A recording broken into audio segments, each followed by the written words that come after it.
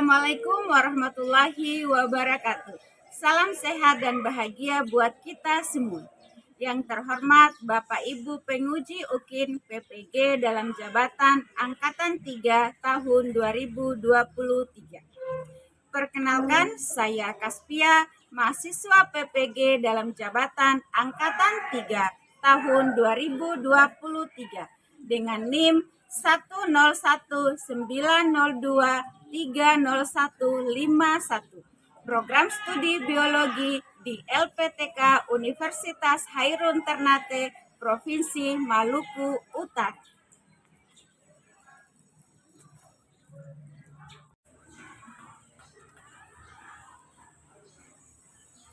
Hari ini, Senin 4 Maret tahun 2024, saya akan melaksanakan praktek uji kinerja implementasi model pembelajaran problem-based learning dengan mengintegrasikan pendekatan pembelajaran diferensiasi pada materi substansi genetika di kelas 12 IPA SMA Negeri 2 Halmahera Timur.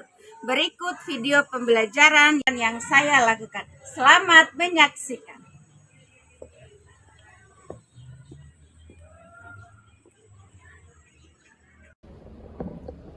Assalamualaikum warahmatullahi wabarakatuh. Waalaikumsalam warahmatullahi wabarakatuh. Dan selamat pagi. Pagi. Bagaimana kabarnya? Sehat? Alhamdulillah sehat. Alhamdulillah baik. Sebelum kita memulai pelajaran kita hari ini, Ibu minta ketua kelas untuk memimpin doa.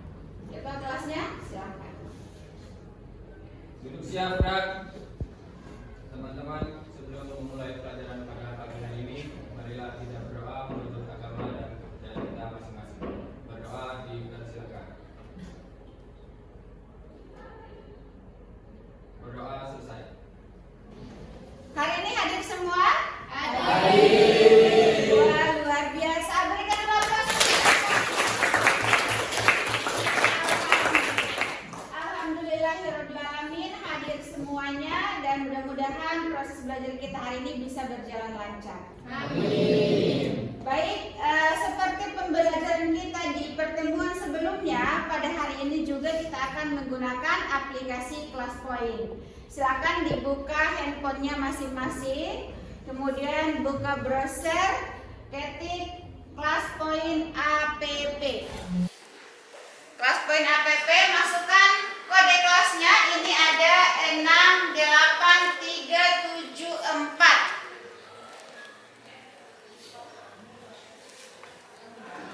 Oke, kita fokuskan dulu pikiran kita pada pembelajaran hari ini. Mari kita mengenal perasaan kita masing-masing ya. Ibu mengajak kalian semua untuk mengenal perasaannya. Perhatikan di papan tulis ini di layar, ada pernyataan.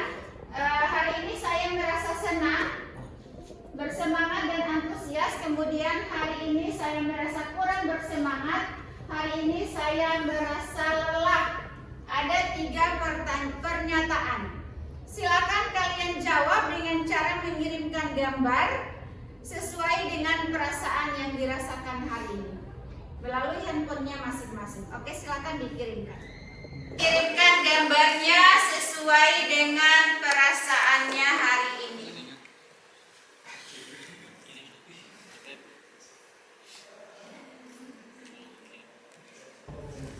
Oke, sudah mengirimkan semua. Ini ada yang semangat, tetap semangat. Ada semangat Kakanda, wah luar biasa. Ini tepuk tangan. Tapi ada satu ini yang mengirimkan sepeda. Ini di sini ditulis saya sangat lelah. Arinda Pahlevi, mana Arinda? Kenapa lelah, Sah? Semalam saya bantu mama jaga toko, Ibu. Oh, jaga toko di rumah ya? Wah, luar biasa. Tepuk tangan dulu buat Alhamdulillah, masih bisa bantu orang tua di rumah ya? Jadi setelah pulang sekolah jangan lupa istirahat ya. Oke, supaya semuanya tambah semangat, bagaimana kalau kita tepuk semangat dulu? Tepuk semangat.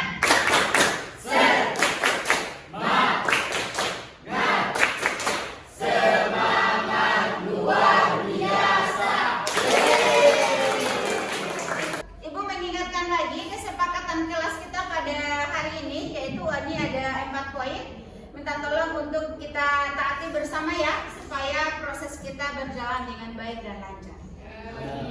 Oke, lanjut. Nah, ini kita mulai masuk pada proses pembelajaran kita hari ini. Silakan diamati. Ini di layar ada gambar keluarga. Ada yang kenal nggak ini salah satu artis Indonesia ini? Ada yang kenal? Maudy Ayunda. Ada yang ngefans nggak? Ada ya. Jadi ini keluarga Maudy Ayunda. Kemudian ada beberapa orang yang di sini tampak wajahnya. Dan ini ada gambar saudara kembar, ya. Dari pengamatan ini, apakah ada kemiripan satu dengan yang lainnya? Ada ya? Ada. Kira-kira apa yang menyebabkan kemiripan itu? Apa?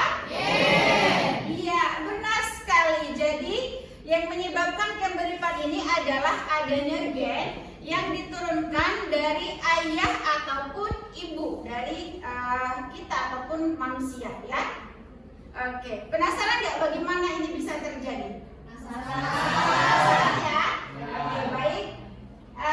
Hari ini kita akan mempelajari tentang substansi genetika, subtopik gen, DNA, dan kromosom. Oke, sudah siap semua ya? Adapun tujuan pembelajaran kita pada pagi hari ini adalah yang pertama, peserta didik mampu mendeskripsikan gen, DNA, dan kromosom melalui pengamatan video dengan benar. Kemudian yang kedua, peserta didik mampu menganalisis struktur dan sifat gen, DNA, dan kromosom melalui kegiatan diskusi dengan benar. Kemudian yang ketiga adalah peserta didik mampu menyimpulkan peran antara gen, DNA, dan kromosom dalam pewarisan sifat melalui studi literatur. Nah, sebelum kita masuk pada materinya, Ibu jelaskan dulu alur proses pembelajaran kita pada hari ini. Jadi, model pembelajaran yang akan kita terapkan adalah problem based learning, di mana sintak-sintaknya atau langkah-langkahnya ini. Jadi yang pertama adalah orientasi peserta didik pada masalah. Ibu akan menyampaikan materi, kemudian materinya dari presentasi, kemudian ada dalam bentuk video. Di situ kita akan menerapkan diferensiasi konten. Kemudian masuk pada tahap penutup, kita akan melakukan evaluasi dengan kuis dan melakukan refleksi. Oke. Kurang lebih itu proses yang akan kita lakukan pada pertemuan kali ini. Bisa dipahami semuanya? Bisa. Oke, masih semangat ya? Masih. Kita tepuk tangan sekali lagi. Sebelum masuk pembelajarannya, sudah ada yang tahu apa itu gen? Sudah? Siapa yang bisa menjelaskan apa itu gen? Oke, silakan Zahra. Baik, jadi gen merupakan unit terkecil dalam makhluk hidup yang mengandung substansi hereditas dan terdapat di dalam lokus gen. Iya, benar sekali. Oke, silakan Bintara. Baik, jadi menurut saya materi genetik tersebut terdapat di berbagai sel di seluruh tubuh, misalnya pada sel-sel darah, sel tulang, sel gamet, dan lain sebagainya. Iya. Jadi tepatnya materi genetika tersebut berada di dalam nukleus. Iya, benar sekali, luar biasa. Berikan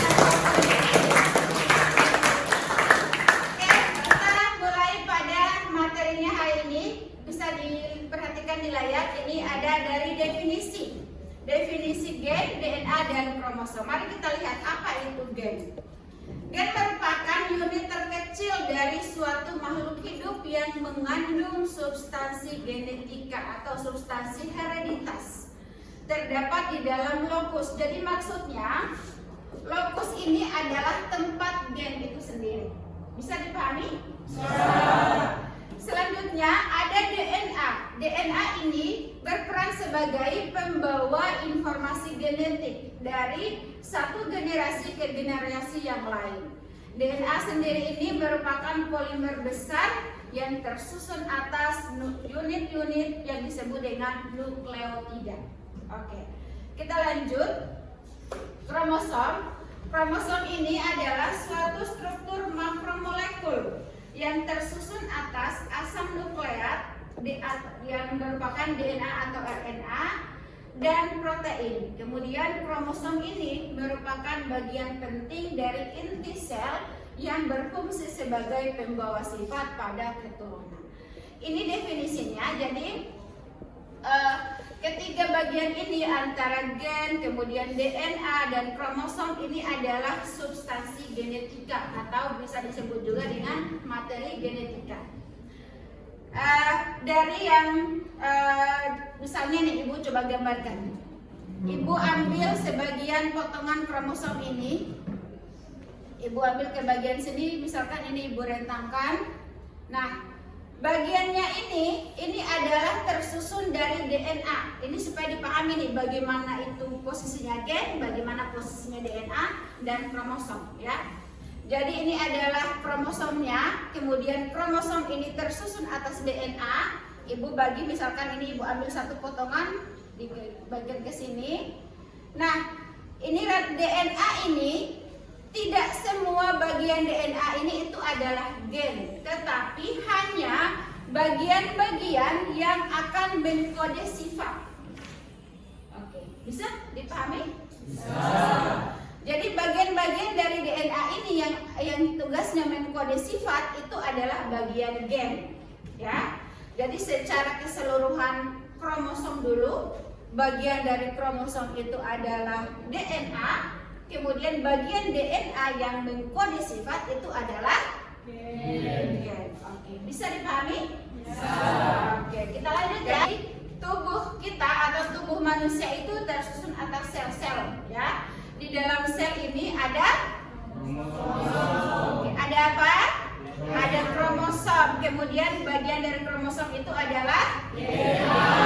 Kemudian bagian DNA yang mengkode sifat ini ada misalkan tentang musiknya, kemudian ada misalkan warna kulit dan lain sebagainya, itu adalah gen. Oke, baik.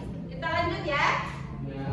Dalam kasus kriminal maupun non-kriminal, salah satunya didukung oleh pembuktian ilmiah. Tes DNA biasa dijalani untuk identifikasi genetik seseorang. Hasil tes ini bisa membantu membuktikan keterlibatan seseorang dalam sebuah kasus kriminal. Sebuah drama televisi sempat menggebrak dunia dengan kisah para detektif dalam menyelidiki kasus kriminal. Beberapa adegan seperti pemeriksaan tempat kejadian, wawancara saksi, hingga penelitian sampel darah. Apa yang sebenarnya ditempuh para detektif ini ketika mereka harus menyelidiki sebuah kasus? Yang paling sering terdengar adalah pemeriksaan DNA atau deoksiribonukleik acid. Di Indonesia, beberapa tahun terakhir, tes DNA diandalkan sebagai salah satu cara polisi untuk mencari identitas korban atau tersangka sebuah kasus kriminal. Meski investigasi tempat kejadian perkara telah diandalkan sejak lama, penerapan tes DNA untuk investigasi kasus kriminal baru berkembang tahun 80. Tes DNA adalah analisis terhadap profil genetik seseorang. DNA sendiri merupakan kesatuan tubuh manusia terkecil dan bersifat kekal. DNA seseorang diturunkan oleh kedua orang tuanya dan serupa dengan anggota keluarga kandung lainnya. Tingkat validitas tes DNA belum pernah diragukan karena nyaris 100% benar. Karena itulah, polisi sangat mengandalkan tes ini untuk mencari identitas tersangka atau korban semua kasus kriminal sebagai salah satu cara pembuktian kasus kriminal secara ilmiah. Setelah menyimak video tadi, kita akan melakukan merumuskan masalah. Jadi dari berdasarkan video yang kalian sudah amati tadi, kira-kira ada permasalahan apa yang bisa disampaikan? Ya, sudah ada yang punya permasalahan? Oke, silakan Anazia disampaikan. Baik Bu, di sini saya mau bertanya, mengapa tes DNA dapat digunakan untuk mengungkap kasus kriminal? Oke, luar biasa pertanyaannya. Sekarang ini pertanyaan dari Anazia. Masih ada lagi yang mau bertanya? Saya Bu, Oke, silakan Susan. Apakah hubungan dari DNA dengan sidik jari? Oke, pertanyaannya apakah hubungan DNA dengan sidik jari? Luar biasa. Tertarik? Oke, jadi ada dua pertanyaan yang sudah dirumuskan dari hasil pengamatan video tadi. Untuk menyelesaikan permasalahan itu atau untuk menjawab pertanyaan yang sudah disampaikan tadi, kita akan melakukan penyelidikan, ya. penyelidikan di sini ada jurnal nanti yang akan Ibu bagikan, kemudian ada LKPD juga. Oke. Ini sudah ada dalam kelompok masing-masing? Sudah. Oke, mana kelompok 1? Oke, kelompok 2? Kelompok 3? 4? Oke, berarti sudah lengkap ya? Oke, selanjutnya Ibu bagikan LKPD dan jurnal yang akan kita selidiki. Ini kelompok 2. Oke, sudah ada LKPD di masing-masing kelompok. Tadi sudah dibagikan, kemudian ada juga jurnal yang akan kita selidiki. Setelah kalian menyelidiki jurnal yang sudah dibagikan tadi, kalian akan mengisi LKPD-nya, ya. Sampai sini dipahami dulu? Oke, setelah diisi itu LKPD, pastinya kalian dalam mengisi LKPD berdiskusi dengan anggota kelompok, ya. Libatkan semua anggota kelompok bekerja sama dengan baik. Kemudian akan membuat produk hasil diskusi. Nah, produknya beda-beda ya, sesuai dengan minat dan bakat kalian ya. Jadi boleh dibuat dalam bentuk poster, kemudian boleh dibuat dalam bentuk infografis, boleh dibuat dalam bentuk apalagi PowerPoint ya. Ada lagi nggak yang bisa buat selain ini? Dalam bentuk video, oke boleh. Dalam bentuk video juga boleh. Jadi bervariasi produknya sesuai dengan yang kalian sesuai apa minat dan bakat kalian. Oke, setelah produknya dibuat, lanjut kita akan presentasikan, ya. Siap ya?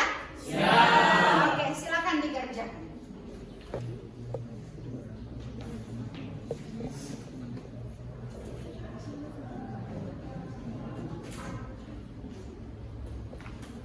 Oke, waktu untuk menyelidiki ini kurang lebih 20 menit ya.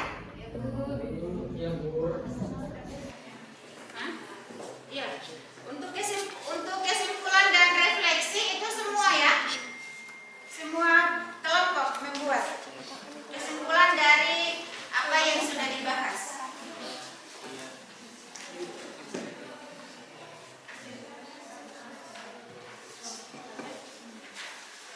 Nanti pada akhir presentasi disampaikan kesimpulannya.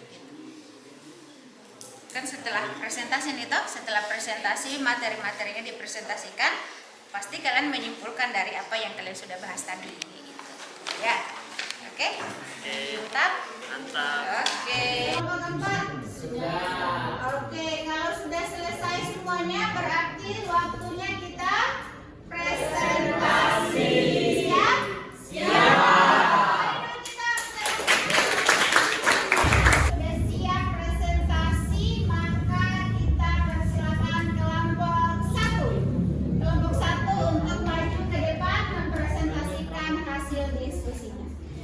Oke, silakan kelompok 1. Oh ya, Ibu menyampaikan dulu. Jadi pada saat presentasi ini nanti kalian bisa menilai ya, bisa menilai keaktifan dari teman-temannya. Ya, siapa yang lebih aktif, siapa yang kurang aktif itu bisa dinilai melalui penilaian teman sejawat. Ini nanti Ibu bagi ini. Ibu bagi rubriknya, silakan dinilai teman-temannya. Bismillahirrahmanirrahim. Baik, sebelumnya Assalamualaikum warahmatullahi wabarakatuh. Waalaikumsalam warahmatullahi wabarakatuh. Baik, di sini kami dari kelompok 1 akan mempresentasikan materi tentang gen dan alel dengan media poster. Tahu nggak sih teman-teman, gen pertama kali diperkenalkan oleh Thomas Van Morgan, ahli genetika dan embriologi Amerika Serikat pada tahun 1911, yang mengatakan bahwa substansi hereditas yang dinamakan gen terdapat dalam lokus di dalam kromosom. Gen merupakan unit terkecil dari suatu makhluk hidup yang mengandung substansi hereditas terdapat di dalam lokus gen. Gen terdiri dari protein dan asam nukleat atau DNA dan RNA. Gen merupakan unit terkecil materi genetika dan terdapat dalam setiap lokus yang khas pada kromosom yang terdiri atas sepenggal DNA yang menentukan sifat individu melalui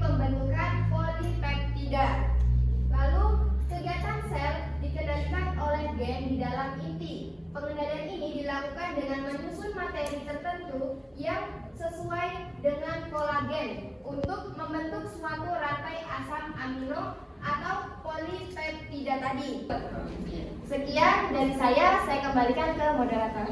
Oke, luar biasa sebelum moderator. Baik, itulah tadi hasil presentasi dari kelompok kami. Selanjutnya, saya akan membuka sesi tanya jawab. Pada kelompok yang ingin bertanya, saya persilahkan. Baik, kepada Kak Farel, saya persilahkan untuk bertanya. Saya perwakilan dari kelompok 4 akan ingin bertanya kepada kelompok 1. Pertanyaannya itu disebut apakah sifat genotip seseorang jika memiliki 2 jenis alel berbeda pada gennya. Sekian, terima kasih. Oke, luar biasa.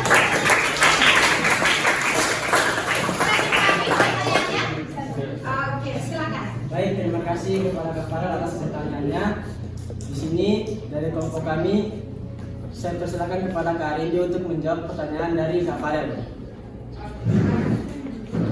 Baik, jadi maksud saya di sini saya akan menjawab pertanyaan dari kelompok 4, yaitu tadi pertanyaan saya ulang ya, disebut apakah sifat genotip seseorang jika memiliki 2 jenis alel berbeda pada gennya.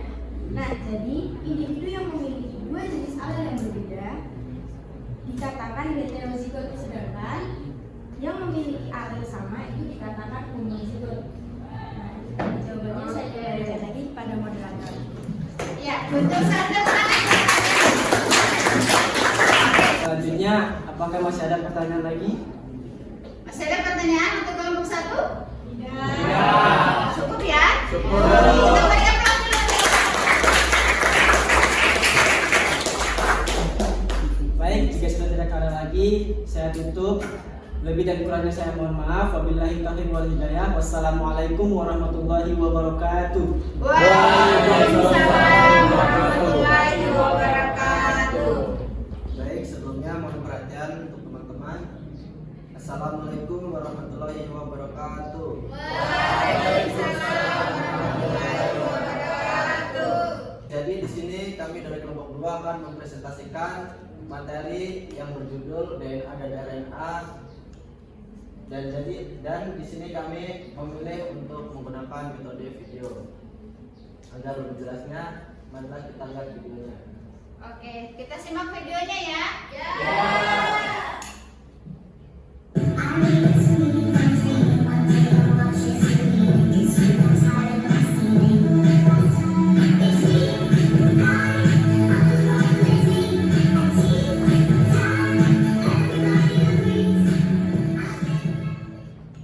DNA, deoxyribonucleic acid, adalah suatu polimer yang disusun atas unit-unit nukleotida yang tersusun berulang-ulang.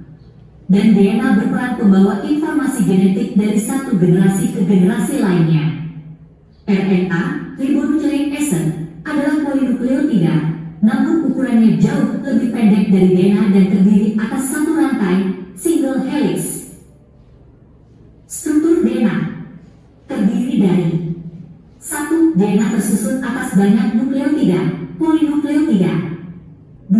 Setiap nukleotida terdiri atas gugus gula deoksiribosa, pentosa, gugus asam fosfat, penghubung 2 gugus gula, dan gugus basa nitrogen, terdiri atas adenin, dilambangkan A, dan guanin, dilambangkan G, dari golongan purin serta sitosin, dilambangkan C, dan timin, dilambangkan T, dari golongan pirimidin.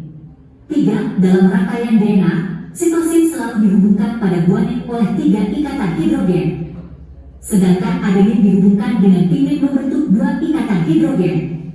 4. Basa nitrogen membentuk rangkaian dengan gula deoksiribosa menjadi nukleosida atau deoksiribonukleosida. 5. Nukleosida bergabung dengan gugus fosfat membentuk nukleotida atau deoksiribonukleotida. 6. Beberapa nukleotida membentuk DNA. Replikasi DNA. Replikasi DNA merupakan kemampuan DNA menggandakan diri sehingga diperoleh DNA baru. Replikasi DNA terjadi pada sel-sel muda saat interfase pada pembelahan mitosis. Jadi itu tadi video terkait materi DNA dan RNA. Apakah untuk teman-teman ada pertanyaan? Jika ada, saya persilakan. Oke, silakan, ada yang mau tanya? Oke, Dewi. Baik, saya dari kelompok 1 akan bertanya kepada kelompok 2. Jadi pertanyaannya, dari penjelasan tadi dikatakan bahwa DNA tersusun atas polinukleotida. Jadi yang saya tanyakan, polinukleotida itu seperti apa? Sekian, saya kembali. Oke, tepuk tangan dulu lagi. Pak Dinda, saya persilakan. Terima kasih atas waktu yang diberikan kepada saya. Tadi pertanyaannya yaitu apa itu polinukleotida, seperti apa? Jadi poli itu artinya banyak, sehingga polinukleotida dibentuk oleh gabungan-gabungan nukleotida. Nukleotida ini dibentuk dengan gabungan antara nukleosida dengan gugus fosfat, dan di sini dapat beberapa gugus molekul, yaitu gugus deoksiribosa atau petosa, gugus asam fosfat, dan gugus basa nitrogen. Sekian, saya kembalikan ke moderator. Oke, luar biasa sekali. Kami lebih dan kurangnya kami mohon maaf. Bila taufik wal hidayah. Wassalamualaikum warahmatullahi wabarakatuh. Waalaikumsalam warahmatullahi wabarakatuh. Kita berikan aplaus. Oke, silakan boleh kembali ke tempatnya. Saya akan menjelaskan tentang pengertian kromosom, fungsi, dan juga bentuk dari kromosom itu sendiri. Yang pertama, kromosom adalah suatu struktur makromolekul yang tersusun atas asam nukleat dan protein. Baik, untuk materi selanjutnya adalah pengelolaan dari kromosom. Yang pertama ada berdasarkan dari jenisnya. Yang pertama dari kromosom badan atau autosom. Yang kedua dari kromosom kelamin atau kromosom seks atau gonosom. Yang kedua berdasarkan letak sentromer. Yang pertama telosentrik. Telosentrik, sentromernya terletak di ujung dari kromosom. Yang kedua akrosentrik, sentromernya terletak di ujung kromosom. Yang ketiga submetasentrik, sentromernya terletak dekat pada salah satu ujung dari kromosom. Dan yang terakhir adalah metasentrik, subtromernya terletak di tengah-tengah dari kromosom. Baik, untuk Kak Adi saya persilakan. Baik, di sini saya akan bertanya ke kelompok 3 dalam materi kromosom. Apa sih peran kromosom bagi makhluk hidup? Oke, pertanyaannya apa peran kromosom bagi makhluk hidup? Oke, berikan aplaus dulu. Saya akan menjawab pertanyaan dari kelompok 2, yaitu pertanyaannya apa peran kromosom bagi makhluk hidup.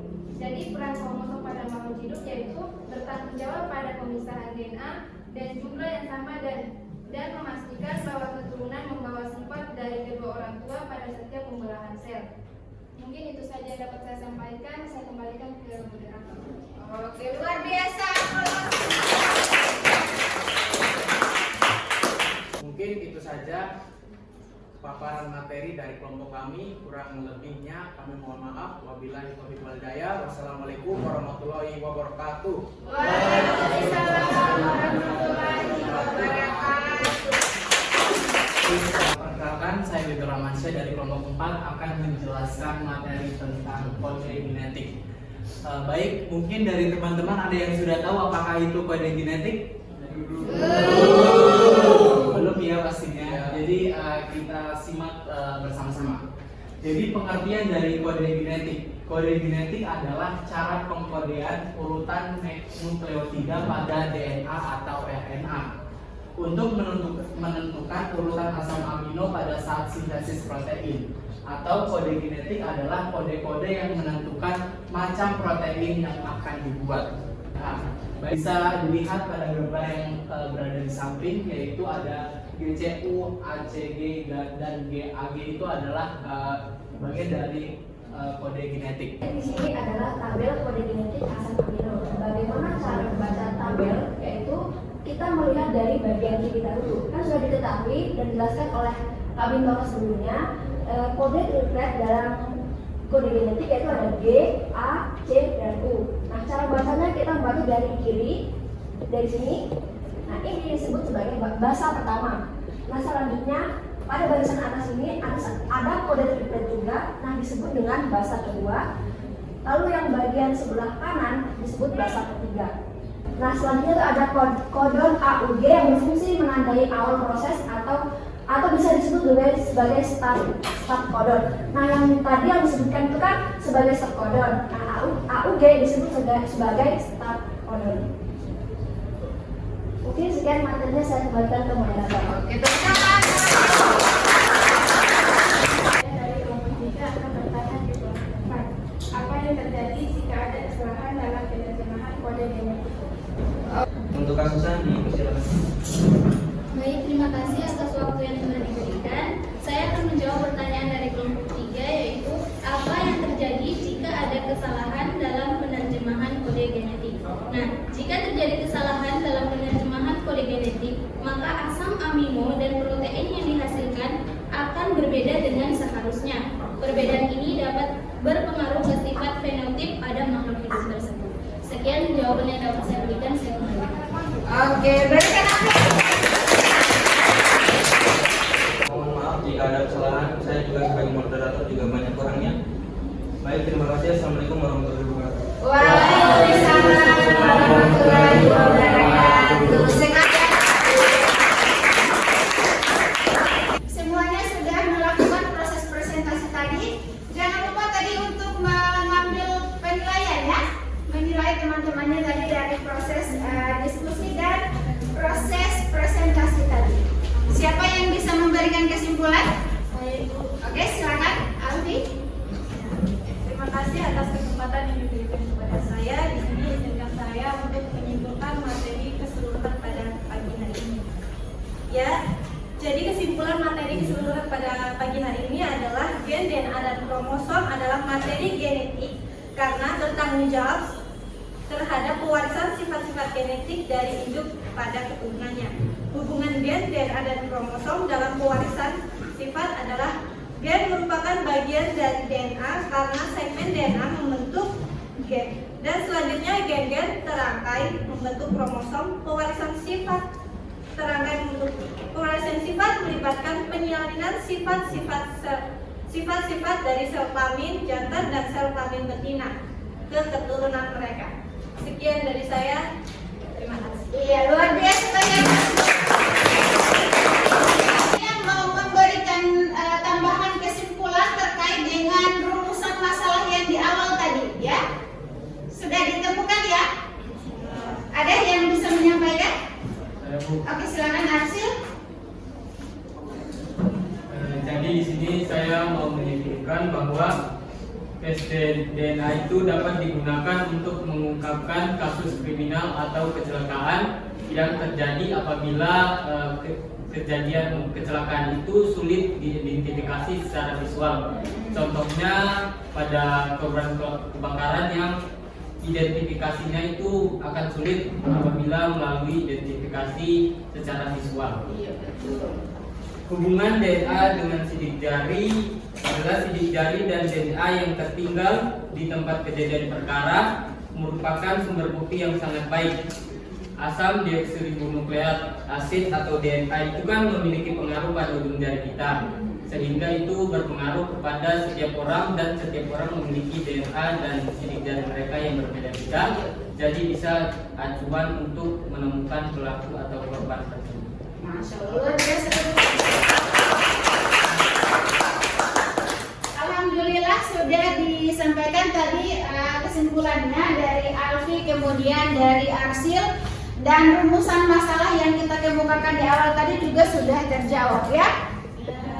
Jadi tes DNA itu akan memudahkan salah satunya pengungkapan kasus kriminal, kemudian misalkan ada korban kecelakaan, misalkan kebakaran, misalkan yang sebagian tubuhnya sudah hilang, itu kan perlu diidentifikasi ya kan. Salah satu alat bantunya adalah dengan melakukan tes DNA. Karena kita tidak bisa mengenali fisiknya, misalkan dari wajah, maka dilakukan tes DNA karena itu adalah tes yang sangat akurat untuk mengidentifikasi korban tadi ataupun pelaku kejahatan misalkan. Mari kita memberi apresiasi kepada kita semua. Kita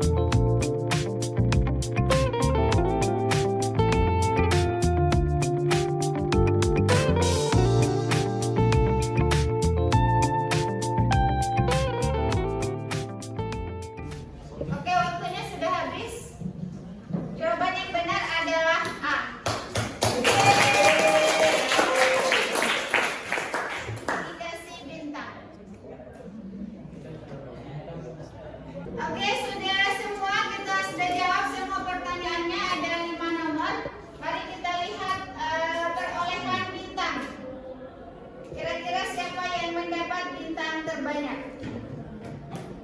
Wow, semua dapat bintang ini ya? Ya. Ini yang mendapatkan peringkat pertama April Saiful Rahman.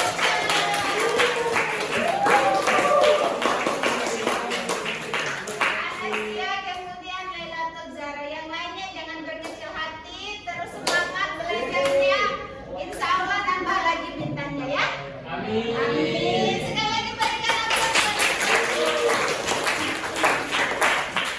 Oke, alhamdulillah kita sudah menjawab soal. Selanjutnya kita merefleksikan pembelajaran kita hari ini. Kalian akan menulis refleksi melalui sticky note. Jadi silakan ditulis refleksi masing-masing dan langsung ditempel di papan tulis ya.